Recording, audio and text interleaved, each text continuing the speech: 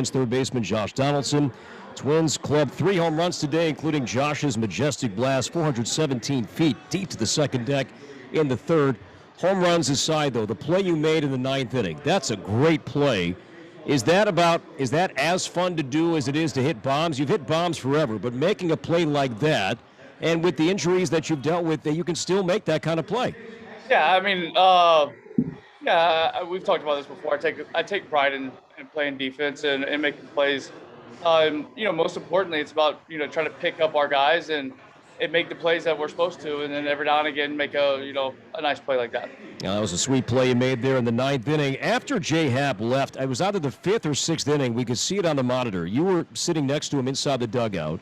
Were you talking about his pitching that overall during the day, or a certain at bat he was having with the guy, or can you share that conversation? Yeah, I mean, we talk. Me and Jay always talk.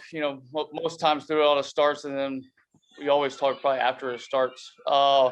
And just making sure that we're focused on the right things, and executing his game plan. That I've seen Jay pitch for a long time now.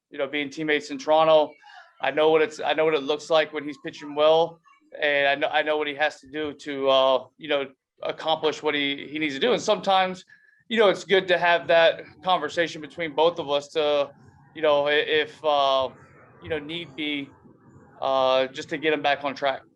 Along that same line, did you see something today with him then, with your familiarity with him, that wasn't there earlier in June, even going back to May?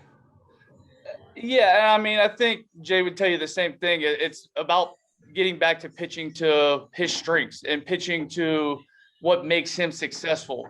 And, Jay, he's never, I don't want to say never, but he's not necessarily a pitcher that's going to light the radar gun up. And, in today's world, lighting the gun up is 98 to 100. I mean, 94, 95 used to be a thing, but now you have to be kind of near triple digits for that to kind of be that type of flamethrower, I guess you could say.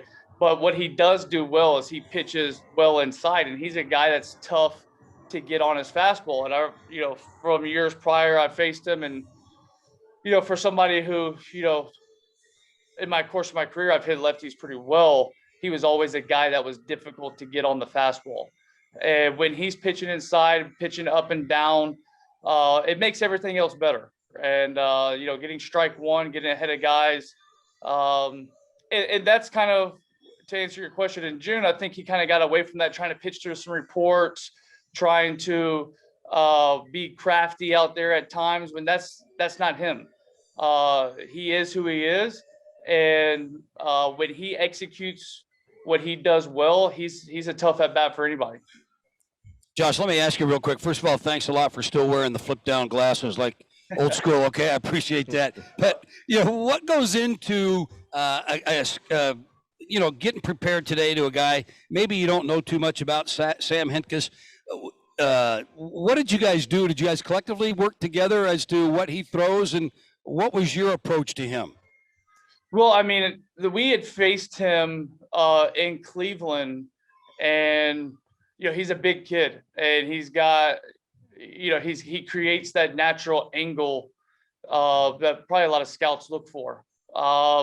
We knew that he had a good fastball. He likes to throw the fastball, and early on it looked like he was having a little bit of difficulty probably throwing some breaking balls, and then when he was able to, we either laid off of it or was able to put a swing on it, either foul or whatnot, and kind of waited him out to make a mistake with that fastball.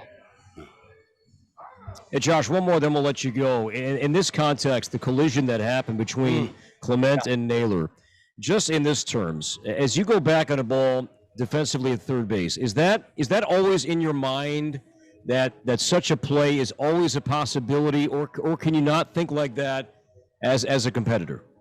No, I mean, I think that was such a, Polo had a check swing on it.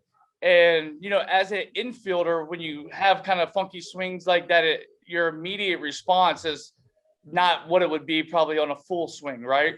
And so second baseman probably got caught off guard just a little bit by the read of the ball and was trying to go make a play.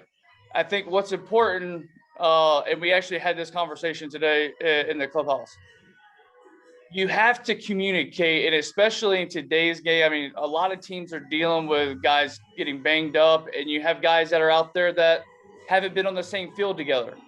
And communication is so important in those realms, and also knowing who's in the outfield, what plays can they make in order, for the own infielder safety, and the outfielder.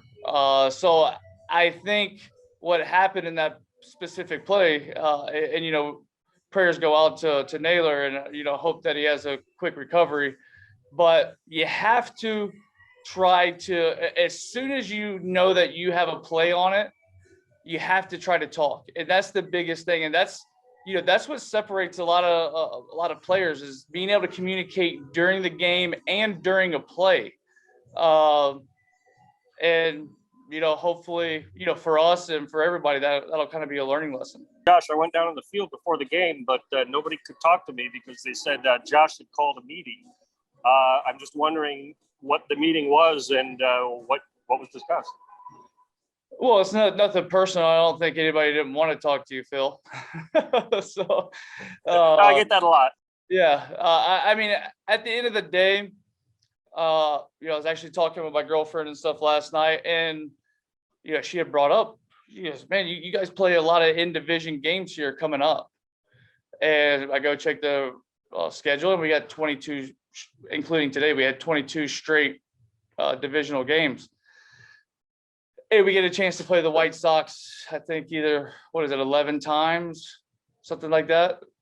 To where this is an important part of our season right now.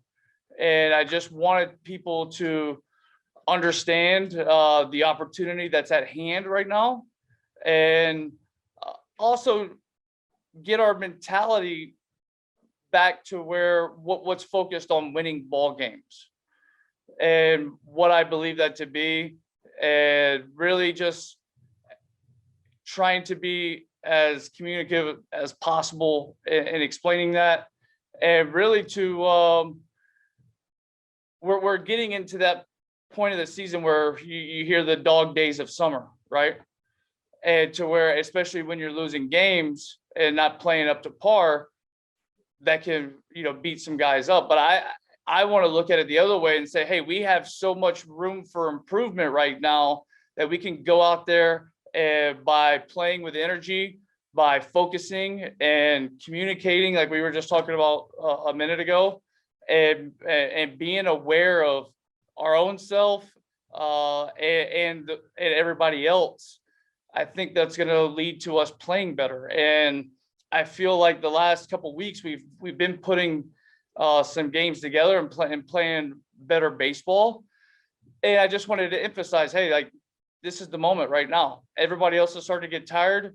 We need to go out there and pick it up and take it up a notch. You clearly don't think it's over then, right? What was the reaction? No, I mean, I think everybody was right on the same page. And I think you go out there and look how we play today. Go out there. We want to pick each other up. We want to play for each other. Because at the end of the day, we win together and we lose together. And it's not something to where it's an individual basis. We got to go out there and play well with each other.